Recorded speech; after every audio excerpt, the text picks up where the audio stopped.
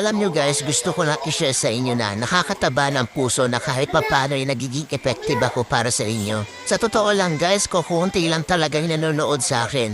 Yung magkaroon lang ako ng 200 views tsaka 10 hearts, masayang masaya na ako nun. Obvious naman na small TikToker lang ako. Hindi katulad ng ibang influencer dyan ng mga sikat kung makabenta ay sobrang dami. Pero ako guys, kahit ganyan lang yan no, ang saya-saya, promise. Kahit ganyan lang guys, feeling ko hindi ako napanghihinaan ng loob.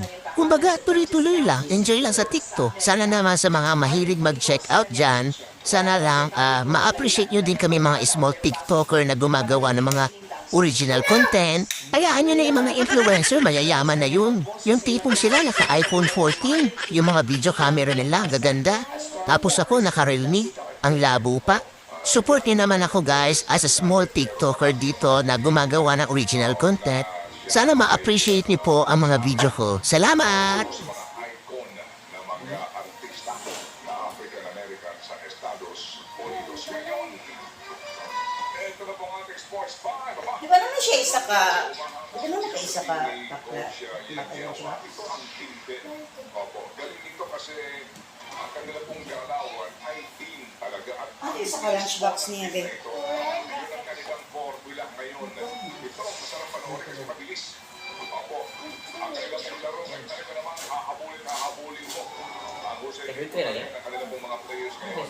Ano yung Moving to Suwan, ika ka. Ano pa yung drink? Ang tagumpay kasabi sa Ano, kanilang pong ano, laban excellent. kontra Phoenix Fuel Masters na wala pa rin pong panalo. Lamang pa ho ng dalawa ang Phoenix bago po nagpakawala ng 24-4 run ang Reno Shine para makaupo po ng malaking bentahe at makabalik ka ng laro. Sa Pili na yung lawas sa Pawis. 107, ito ang kalimang panalo po ng Kukulan at bounce back Dad, ito matapos na gawin. panalo sa ulit laro nila. Yung talo ho ng Reno Shine, champa pa sa San Miguel kasi opo, dapat tabla 3 seconds. Abay, naka-shoot si Junman Fajardo. Oo, kaya nanalo po ang San Miguel doon. Ako habang dito po naman mga San kapatid, Miguel, ang Phoenix ay wala pa rin pong kapanapanalo. Huwag kayong magkalala, there will come a time. Ito naman mga kapatid, nakabawi pa rin kay Ginebra Jane King sa Blackwater Bossing sa isa pang laro ng PBA kagabi. Matapos matalo sa una nilang tapatan, mas maganda ang laro ng Ginebra patungo sa 112-98 win.